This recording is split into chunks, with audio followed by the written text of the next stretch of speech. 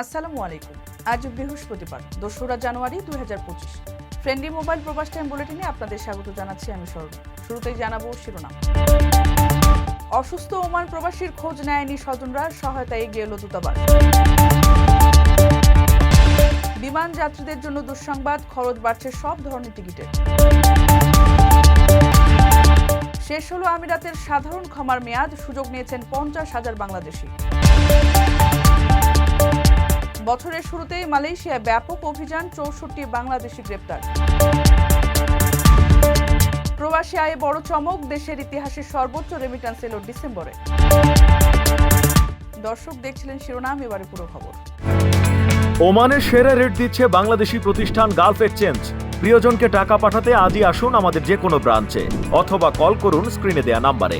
Gulf exchange, বাংলাদেশিদের প্রিয় exchange. ওমানে বহু চেষ্টার পর এক অসুস্থ বাংলাদেশিকে তার পরিবারের কাছে হস্তান্তর করতে পেরেছে দূতাবাস। মোহাম্মদ নুরুল হক নামে ওই প্রবাসী গত ১ মাস ধরে ওমানের সোহার হাসপাতালে চিকিৎসাধীন ছিলেন। তবে এই কঠিন সময়েও পরিবারের কোনো সদস্য তার সঙ্গে যোগাযোগের চেষ্টা করেননি। এই অবস্থায় দূতাবাস তার সহযোগিতায় এগিয়ে আসে। মাস্কাট দূতাবাসের শ্রম কাউন্সিলর রাফিউল ইসলাম জানান, নুরুল হক ওমানে অবৈধভাবে অবস্থান করছিলেন। অসুস্থ হওয়ার পর তাকে সোহারে পুলিশের তত্ত্বাবধানে চিকিৎসা দেওয়া হচ্ছিল। তবে পরিবারের কারো কোনো সন্ধান না পাওয়ায় এক পর্যায়ে দূতাবাসের সঙ্গে যোগাযোগ করা হয়। এরপর তারাই দায়িত্ব নিয়ে হাসপাতালের বিল মওকুফ করান এবং টিকিটের ব্যবস্থা করে বাংলাদেশে পাঠিয়ে দেন। ঘটনার শুরু থেকে এ বিষয়ে খোঁজ খবর নিচ্ছিলেন প্রবাস টাইমের ওমান প্রতিনিধি হাশেম চৌধুরী। তিনি জানান, শুরুতে নুরুলকে তার স্বজনরা গ্রহণ করতে অস্বীকৃতি জানিয়েছিল। হাসপাতালের বিল এবং টিকিটের খরচ দিতে হবে ভেবেই হয়তো আত্মীয়রা এমনটি করেছেন। হাশেম চৌধুরী বলেন, নুরুলের অসহায়ত্বে দূতাবাস অত্যন্ত মানবিক ভূমিকা রেখেছে। প্রবাসী নুরুল হক চট্টগ্রামে নিজের বাড়িতে পৌঁছেছেন। স্পোর্টসের সকল ধরনের কাস্টমাইজ আইটেম ও কোম্পানি ব্র্যান্ডিং যুক্ত পোশাক মিলছে এখন ওমানের বাংলাদেশি প্রতিষ্ঠান শারুতে। অর্ডার করতে যোগাযোগ করুন স্ক্রিনে দেওয়া নম্বরে। খরচ বাড়ছে সব ধরনের বিমান টিকিটের, কারণ স্থানীয়ভাবে বর্তমানে প্রতিটি বিমান টিকিটের ক্ষেত্রে এক্সাইজ ডিউটি ৫০০ টাকা থেকে বাড়িয়ে ৭০০ টাকা করা হচ্ছে। সার্কভুক্ত দেশগুলোতে ৫০০ টাকা থেকে বাড়িয়ে দ্বিগুণ অর্থাৎ ১,০০০ টাকা করা হচ্ছে। আর অন্যান্য দেশে আন্তর্জাতিক ফ্লাইটে ৩,০০০ টাকা থেকে বাড়িয়ে ৪,০০০ টাকা করা হচ্ছে এই শুল্ক। এ বিষয়ে আগামী রোববার নাগাদ এনবিআর আদেশ জারি করতে পারে। এটি বাস্তবায়ন হলে বিমান যাত্রীদের ব্যয়ে আরেক দফা বেড়ে যাবে। এনবিআর সূত্র বলছে, বিপরীতে অন্তত বাড়তি ৩০০ কোটি টাকা আদায়ের লক্ষ্য রয়েছে।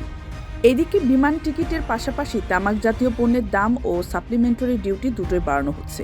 এর ফলে অর্থ বছরের বাকি ৬ মাসে বাড়তি প্রায় ৪,০০০ কোটি টাকা আদায়ের লক্ষ্যমাত্রা রয়েছে।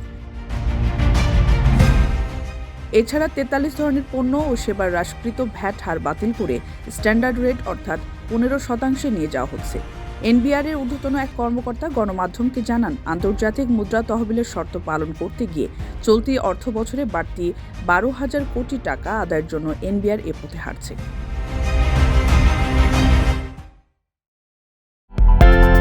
বিদেশ থেকে প্রিয়জনকে উপহার পাঠান প্রবাসী শপের মাধ্যমে।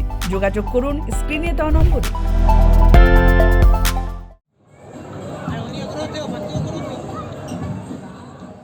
আমিরাতের সাধারণ ক্ষমার মেয়াদকাল অর্থাৎ ৪ মাসে ৫০,০০০ বাংলাদেশি এই সুযোগ নিয়েছেন।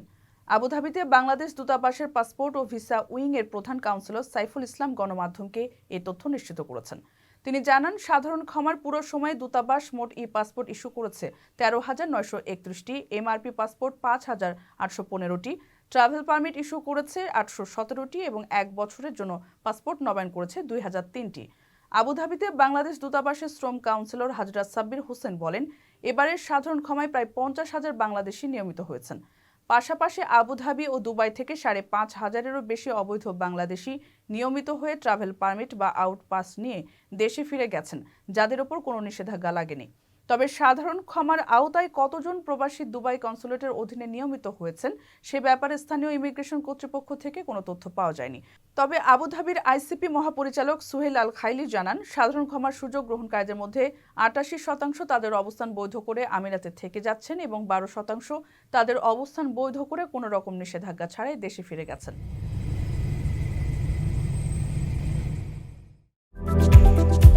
আকর্ষণীয় রেট ও দারুণ সব ডাটা বান্ডেল পেতে আজই ব্যবহার করুন ফ্রেন্ডলি সিম। মালয়েশিয়ার জোহর রাজ্যে বর্ষবরণের রাতে বাংলাদেশি সহ 105 জন বৈধ কাগজপত্রবিহীন প্রবাসীকে আটক করেছে অভিবাসন বিভাগ।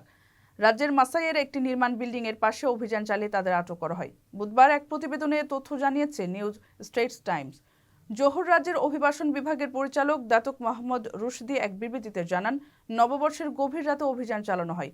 অভিযানে মোট 454 বিদেশি এবং স্থানীয় নাগরিকদের কাগজপত্র পরীক্ষার পর তাদের মধ্য থেকে 105 জন অবৈধকে আটক করা হয়েছে। তাদের মধ্যে 20 জন ইন্দোনেশিয়ান পুরুষ এবং 4 জন নারী, 16 জন মিয়ানমারের পুরুষ, 1 জন পাকিস্তানি পুরুষ এবং 64 জন বাংলাদেশের নাগরিক রয়েছেন। তদন্ত এবং পরবর্তী ব্যবস্থা নিতে আটকদের পেকান নেনাস ইমিগ্রেশন ডিপোতে রাখা হয়েছে। বিবৃতিতে তিনি আরও বলেন, অভিবাসী প্রত্যাবাসন কর্মসূচিতে নাম নথিভুক্ত করার জন্য অভিবাসীদের পর্যাপ্ত সময় দেওয়া হয়েছিল, যার মেয়াদ 31 ডিসেম্বর 2024 তারিখে শেষ হয়েছে। এখন যেহেতু সময়সীমা শেষ হয়ে গেছে, তাই অভিবাসন লঙ্ঘনকারীদের মোকাবেলা করার জন্য কঠোর আইন প্রয়োগ করার পাশাপাশি নিয়মিত অভিযান অব্যাহত থাকবে। নিয়োগকর্তা, প্রাঙ্গণের মালিক বা ব্যক্তি যারা নথিবিহীন অভিবাসীদের বাড়ি ভাড়া বা আশ্রয় দেয়, তারাও কঠোর পদক্ষেপের মুখোমুখি হবে। কারো কাছে স্বপ্ন পূরণ, কারো আনন্দের উপলক্ষ, আবার কারো জীবন পাল্টে দেওয়ার মুহূর্ত, কখনো জীবন বাঁচাতে সর্বোচ্চ গতিতে উড়ে চলা, কারো আবেগের শেষ মুহূর্ত, আপনজনের শেষ বিদায়ে সামিল হওয়া।